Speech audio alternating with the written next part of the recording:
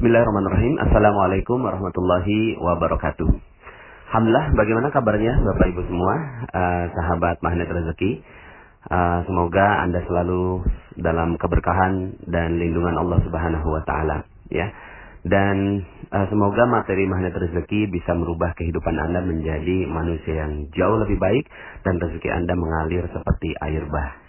Bapak Ibu, kali ini saya ingin menyampaikan tentang materi Law of Projection.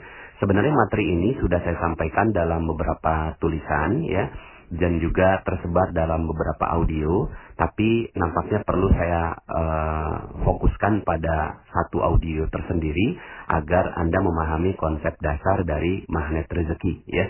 Karena konsep dasar dari magnet rezeki ini adalah Law of Projection, ya. Nah, Bapak Ibu, mari kita bahas. Bayangkan sebuah proyektor, ya. Jadi sekarang ini kan mudah ya menemukan proyektor di setiap kelas kita. Sekarang ini ada proyektor. Proyektor ini dia memproyeksikan sebuah energi cahaya yang diproyeksikan terus-menerus sehingga akhirnya muncul di layar. Di layarnya muncul gambar A misalnya, begitu ya. Muncul gambar A. Kenapa muncul dari gambar A? Ya.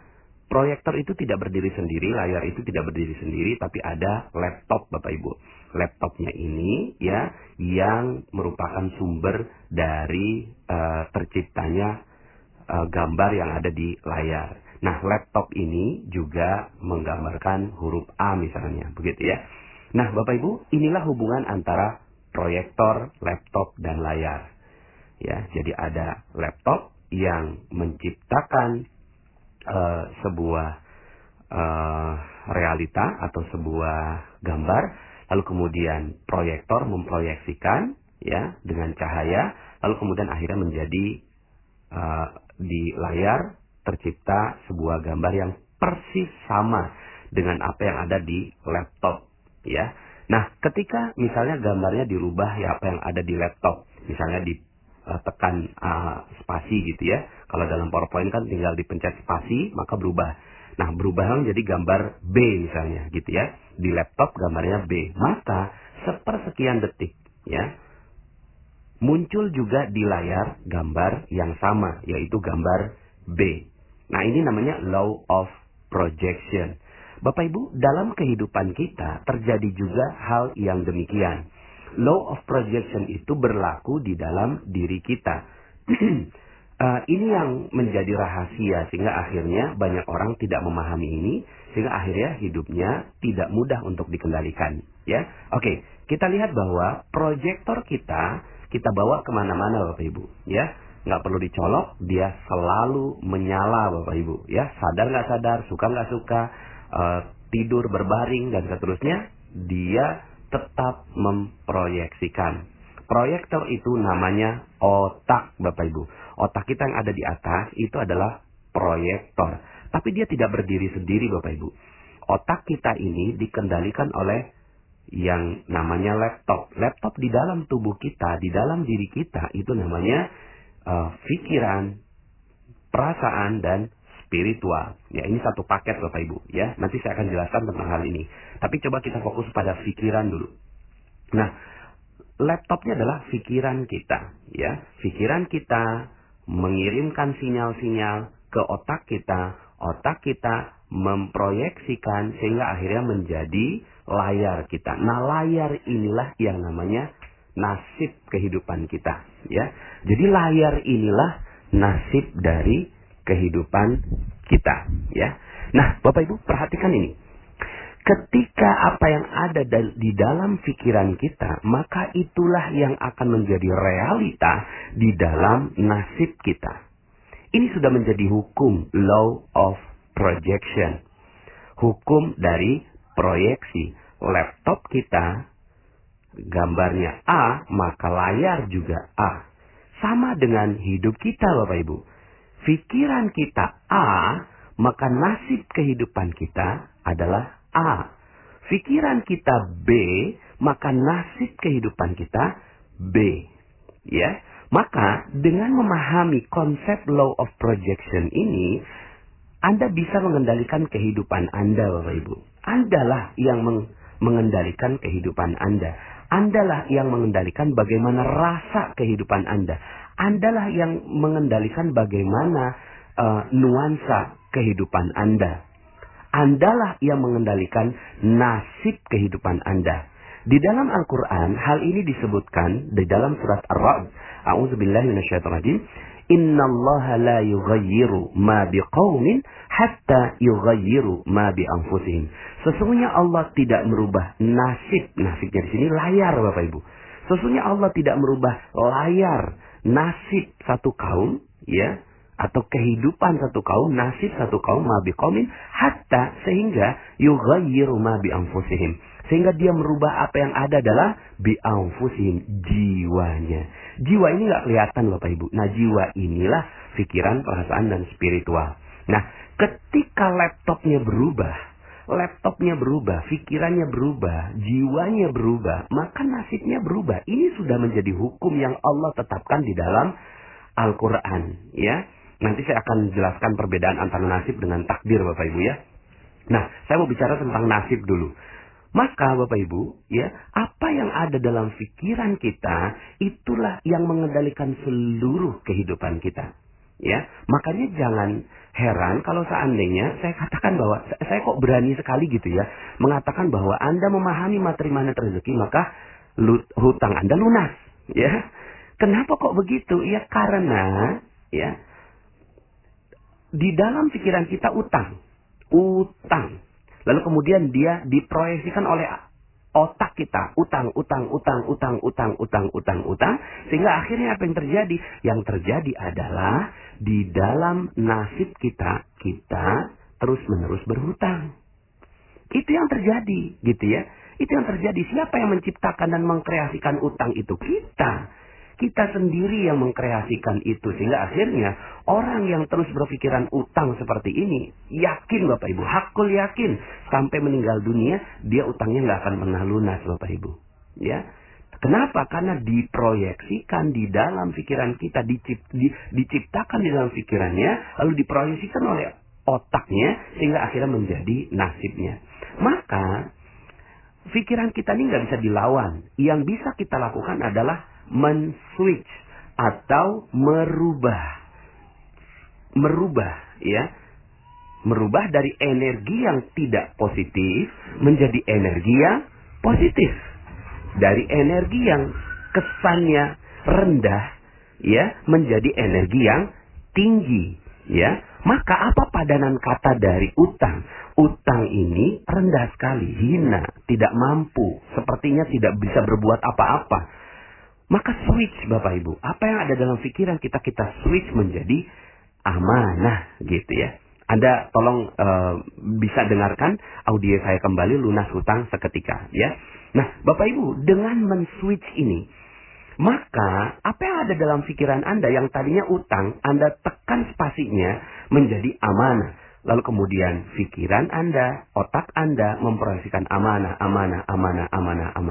Maka yang terjadi adalah di dalam layar nasib kita, itu yang terjadi adalah amanah yang bertubi-tubi datang pada diri Anda. Nah, mungkin sekarang ini adalah amanah berupa titipan uang orang 200 juta. Lalu kemudian setelah itu, karena Anda terus memproyeksikan amanah, maka yang datang pada kehidupan Anda adalah amanah berupa karyawan yang jujur, kemudian supplier yang baik hati, konsumen yang setia dan loyal, gitu ya, dan seterusnya. Nah, Bapak Ibu, Anda bisa menjadikan law of projection ini dalam semua lingkup kehidupan Anda. Misalnya bagi Anda yang tinggal di Jakarta misalnya, jalanannya macet gitu ya.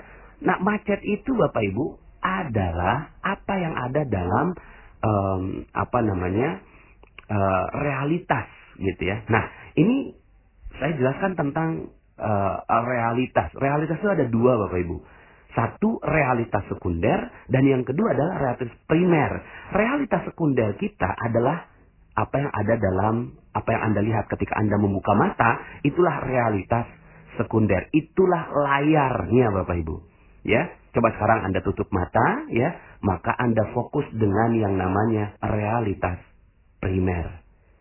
Realitas primer itu, ya, tidak terpengaruh dengan realitas sekunder. Realitas primernya Anda yang bisa kendalikan. Realitas sekundernya ya itu tercipta. Jadi kalau realitas primernya A, maka realitas sekundernya A. Seperti dalam hukum law of projection.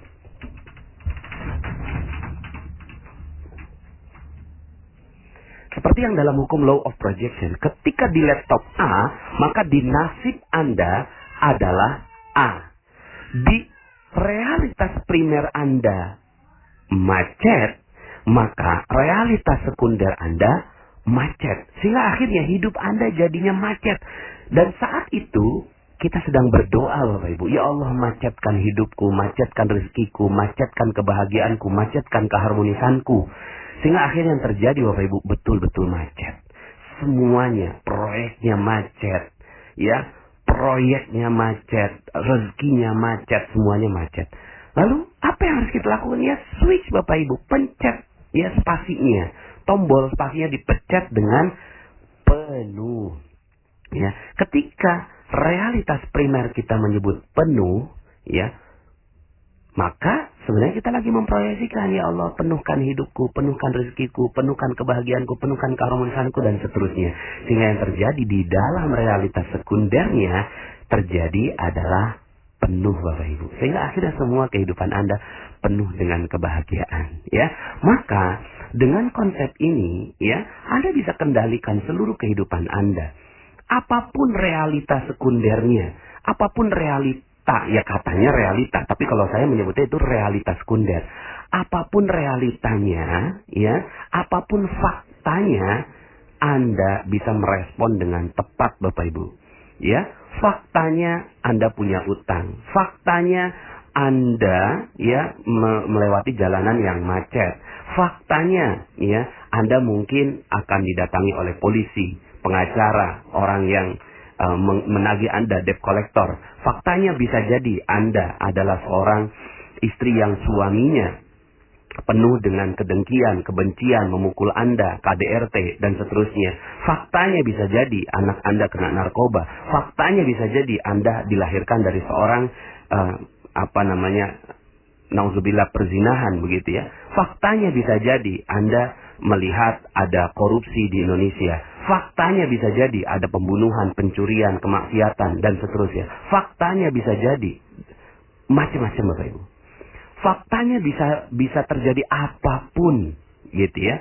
Faktanya bisa terjadi apapun dalam realitas sekunder Anda. Tetapi di dalam realitas primer Anda, yang ada hanya boleh kebahagiaan, keharmonisan, kecintaan, ya, dan energi-energi yang positif. Kalaulah sudah ada realitas sekunder, realitas primer yang demikian di dalam pikiran Anda, maka yang terjadi adalah hidup Anda sudah bahagia Bapak Ibu. So what gitu loh. Mungkin sekarang ini Anda akan didatangi oleh banyak orang untuk menagih hutang Anda. Tapi kemudian Anda tarik nafas, Anda cool di dalam pikiran Anda bahwa Anda adalah orang yang baik hati, Anda adalah orang yang amanah, Anda adalah orang yang jujur, Anda adalah orang yang penuh cinta kasih, Anda adalah orang yang bahagia, Anda menyebarkan kebahagiaan buat orang lain. Maka orang yang nagih di depan Anda itu akan kebingungan Bapak Ibu. Percaya saya. Orang yang akan nagih gitu ya, debt collector itu kerasa energi apa yang ada di dalam realitas primer Anda. Ya, maka penting sekali menjaga realitas primer ini, ya. Penting sekali menjaga realitas primer ini. Nah, persoalannya begini Bapak Ibu. Otak kita selain memproyeksikan, dia juga menyerap. Dia menyerap 2 juta informasi per detik, ya. 2 juta informasi masuk per detik, lalu kemudian dia diproyeksikan. Itu kerja otak kita Bapak Ibu. Nah, dia masuk Bapak Ibu, masuk 2 juta informasi per detik. Sadar nggak sadar, suka nggak suka, mau nggak mau, ya, terpaksa nggak terpaksa, itu masuk 2 juta informasi per detik. Contoh, misalnya Anda atau siapalah begitu ya, suka dengan menonton film horor, ya. Dia suka menonton film horor, maka yang dia tonton terus gitu ya, setiap hari dia nonton film horor, maka masuk 2 juta informasi per detik di dalam pikirannya, ya.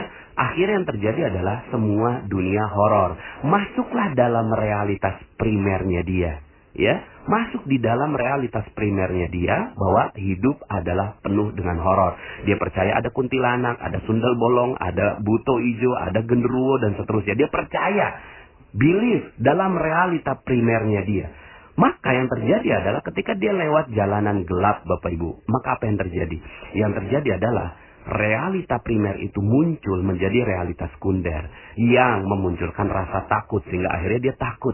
Aduh, ada kuntilanak nggak ya? Ada genderuwo nggak ya? Ada sundel bolong nggak ya? Padahal Bapak Ibu, mana itu semua? Nggak ada. That's not real, nggak nyata seperti materi jeruk nipis yang saya sampaikan. Makanya kenapa kok ya setan di setiap daerah itu berbeda-beda, Bapak Ibu? Ya, itu yang tadi saya sebutkan, itu setan khasnya Indonesia, Bapak Ibu ya. Itu karena dia masuk ya film-film horor di dalam pikirannya. Tapi coba kalau Anda ke Cina, ya, setannya lucu, Bapak Ibu, loncat-loncat gitu ya.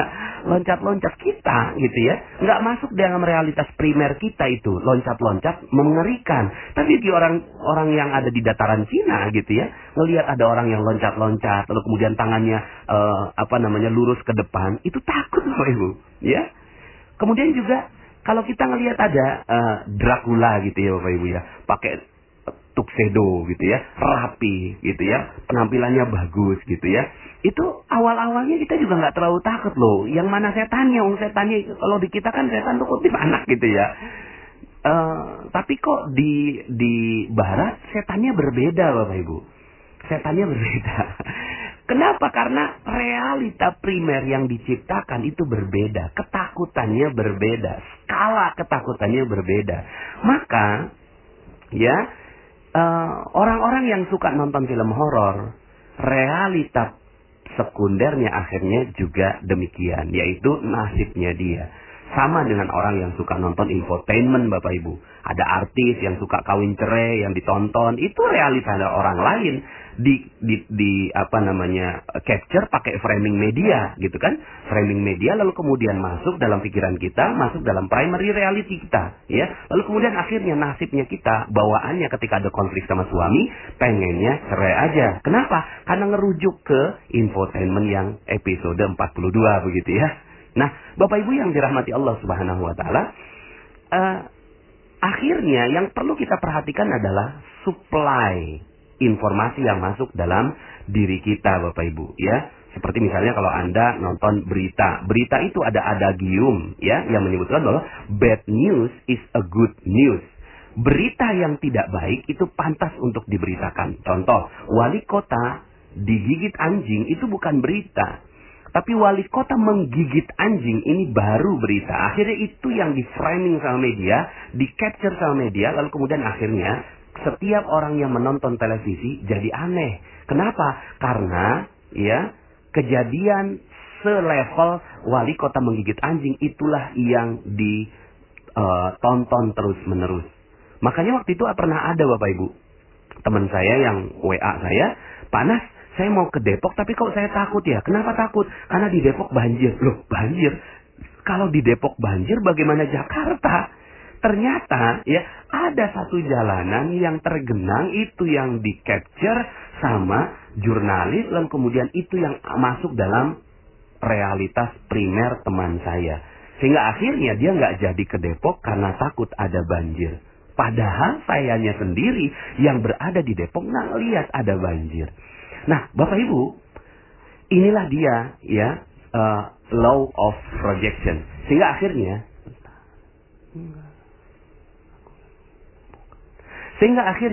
yang terjadi pada diri kita adalah ya hukum law of projection ini berlaku setiap hari, Bapak Ibu.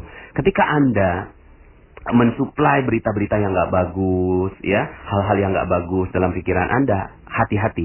Itu akan masuk menjadi primary reality Anda atau realitas primer Anda dan akhirnya menjadi nasib Anda. Nah, sekarang ini Bapak Ibu, yang perlu Anda kendalikan adalah bagaimana realitas primer Anda adalah bagus, luar biasa, sehat, bahagia, senang, harmonis, apapun fakta yang di luar yang terjadi. Itu udah nggak penting, Bapak Ibu.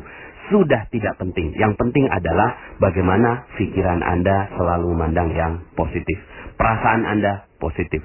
Spiritual Anda positif. Ketika itu yang terjadi, maka rezeki Anda akan mengalir dengan deras. Sederhana sekali Bapak Ibu, ya. Seperti yang saya sampaikan dalam materi sebelumnya bahwa rezeki itu adalah energi baik, ya. Ketika dalam tubuh kita seluruhnya energinya baik, maka rezeki akan datang otomatis. Rezeki akan datang pada diri kita, ya. Rezeki akan datang pada diri kita ketika energi kita adalah energi yang baik. Tapi ketika energi kita bercampur dengan energi yang tidak baik, rezeki nggak akan datang pada diri kita. Maka sederhana sekali, rubahlah apa yang ada dalam pikiran kita, perasaan kita, spiritual kita, maka nasib kita pun akan berubah. Nah, terakhir, penjelasan tentang takdir dan nasib.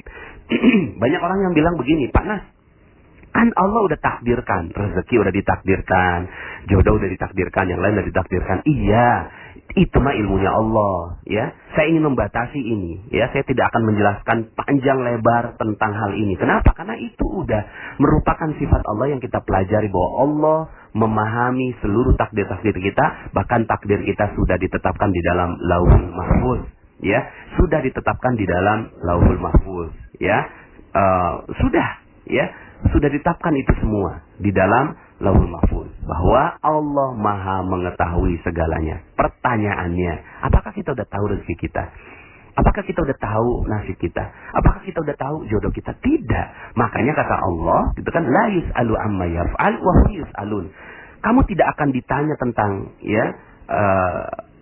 la yus'alu amma yaf'al. Allah tidak akan ditanya tentang apa yang dia perbuat. Wahum yus'alun, tapi kamu akan ditanya, kenapa kok nasib kamu miskin? Kenapa kok nasib kamu ya penuh hutang? Kenapa kok nasib kamu ya tidak bahagia? Kenapa kok nasib kamu ya rendah? Kenapa kok nasib kamu hina? Itu yang akan ditanya oleh Allah Subhanahu wa taala. Ya, jadi takdir berbeda dengan nasib. Nasib kita bisa kendalikan Bapak Ibu, karena itu Allah yang memberikan kemampuan law of projection untuk kita. Jadi, merubah nasib Anda sederhana Bapak Ibu. Rubahlah apa yang ada dalam pikiran Anda. Semudah merubah laptop. Rubahlah apa yang ada dalam pikiran Anda. Pokoknya semua pikiran Anda yang positif, bagus, semuanya hebat, luar biasa. Anda adalah orang yang hebat. Anda adalah orang yang luar biasa. Anda adalah orang yang penuh amanah, penuh rezeki dari Allah. Anda adalah orang yang mulia. Anda adalah orang yang bahagia. Maka itulah nasib yang akan terjadi pada kehidupan Anda. Oke? Semoga ini bisa membuat hidup Anda menjadi jauh lebih indah lagi, ya.